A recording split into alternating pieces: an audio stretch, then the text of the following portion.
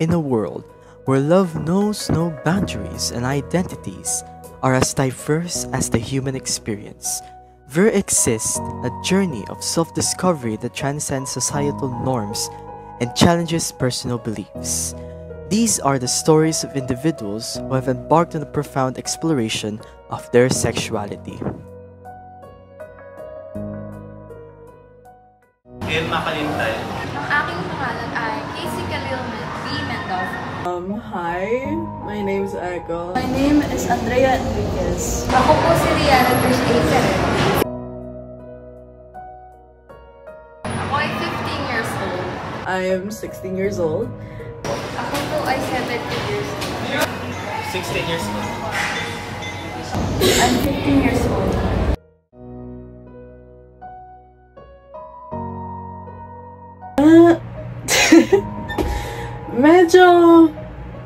medyo ayun lang, medyo complicated right now since ayun, medyo pagod, tampak sa schoolworks as usual, pero dumagdag lang kasi medyo yung relationship namin right now ng ex ko. Well, okay lang naman, kaya pa naman. Sucks lang. Excited na makatapos ng grade 10. Ayos lang. Kamusta ang inyong puso? Masaya na. As for me, so far, okay lang naman ako. Pati ang heart ko, kasi tinanggal ko na sarili ko ever since. Pero at the same time, di ko sure kung kailan sasabihin sa magulang ko.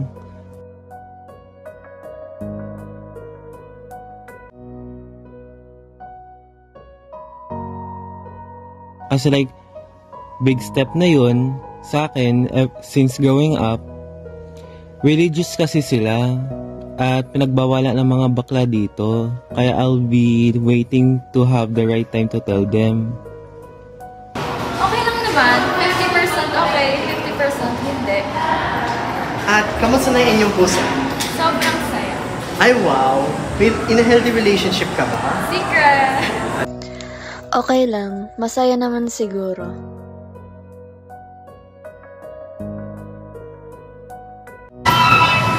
Noong grade 7 ako, doon ako nagsimula magkaroon ng attraction between men and female. At that time, I was still in denial. Pero as time goes by, medyo parang tinatanggap ko na sarili ko, tinatanggap ko na kung sino talaga ako. Pero at the same time, doon ako kinakabahan kasi alam ko na sa sarili kong bakla ako. Pero hindi alam ng mga magulang ko. Kung sasabihin ko sa magulang ko,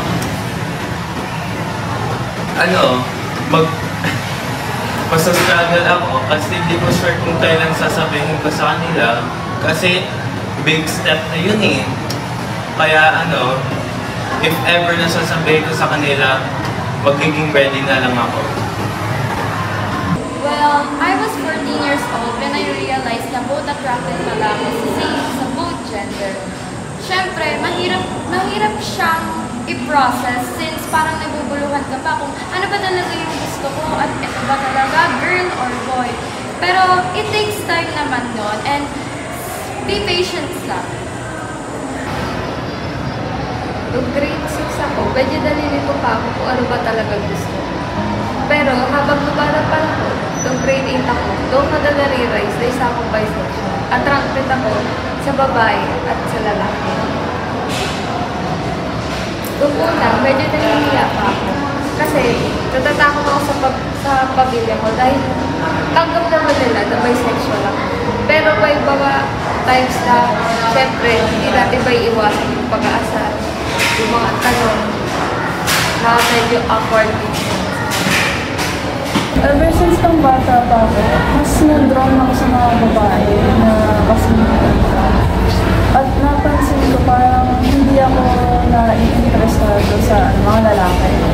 So, I realized, bakit ganito? At ni-try ko i-force yung sarili ko na gusto ng lalaki, pero hindi na siya nag-ano. So, eventually, recently na yung realize ko, lesbian ako. Ooh, okay.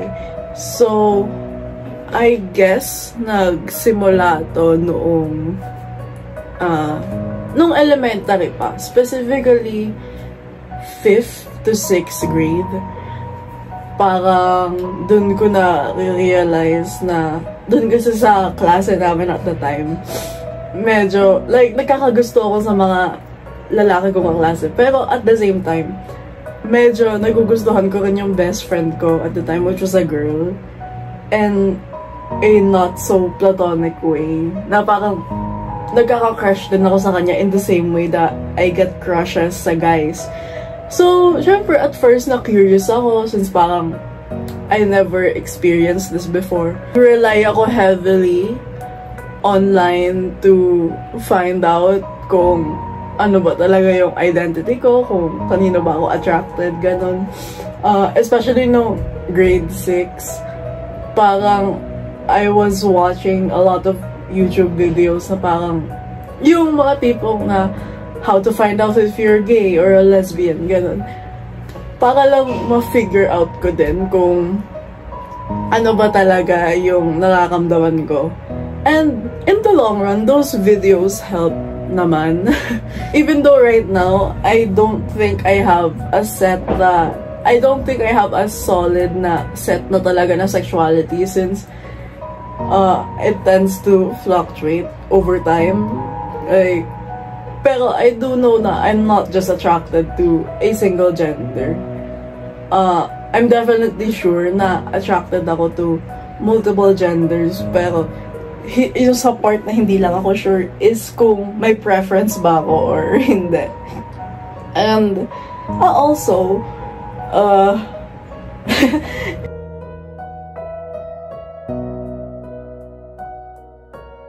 sa mga nalilito, bigyan nyo lang ng oras.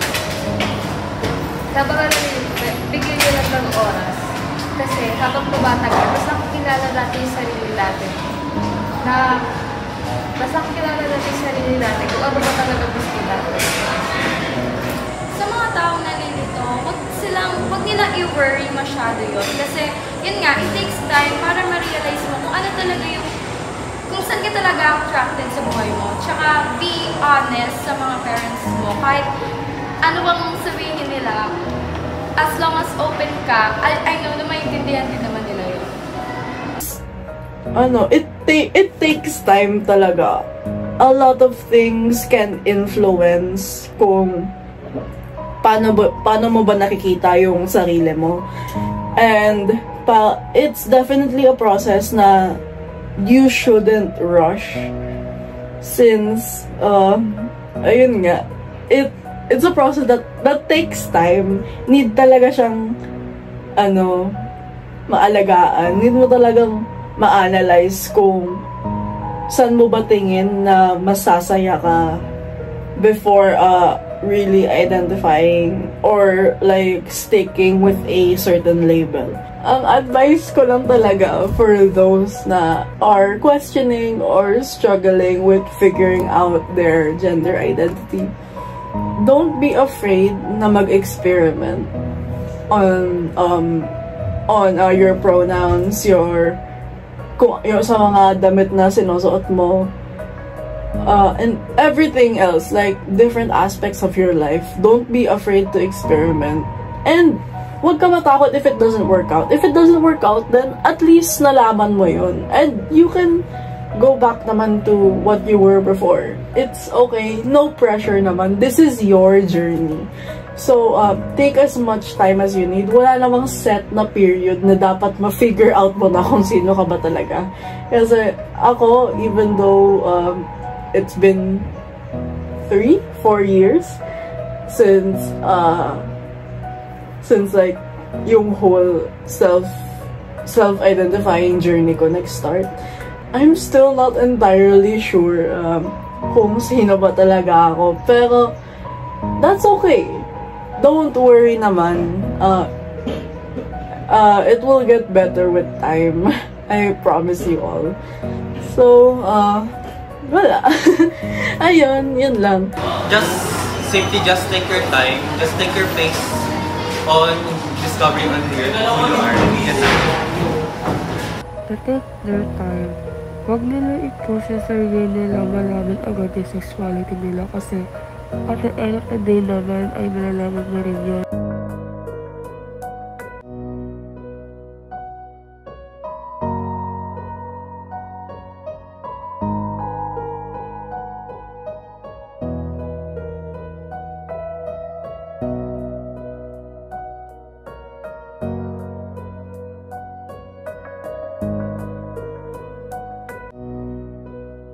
Kung sa aking relihiyon ang titingnan, hindi kami ugnay sa same-sex marriage dahil base sa turo sa Biblia, dalawa lang ang tunay talaga na gender.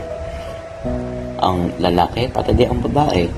Ngunit ganun din kahit dati pa, ngayon lang ang nagkakaroon at nagbabanggit ng bagong LGBTQ.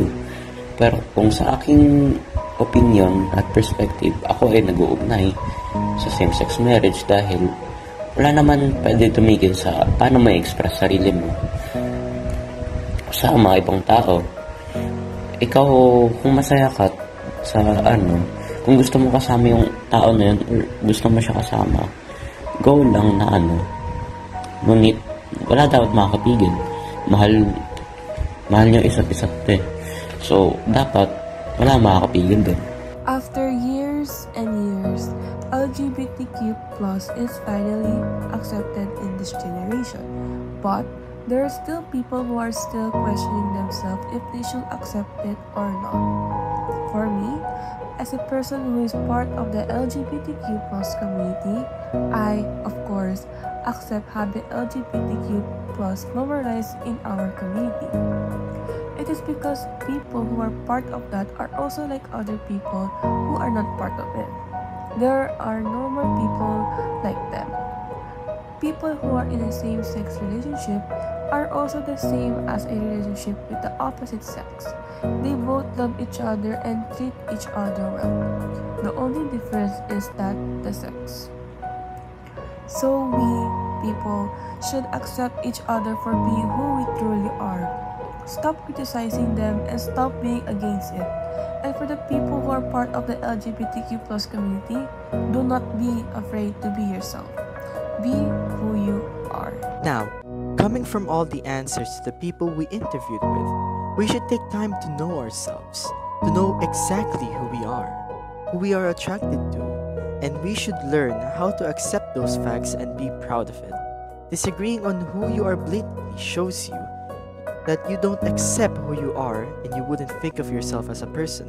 So, let's all go to ourselves and discover who we truly are.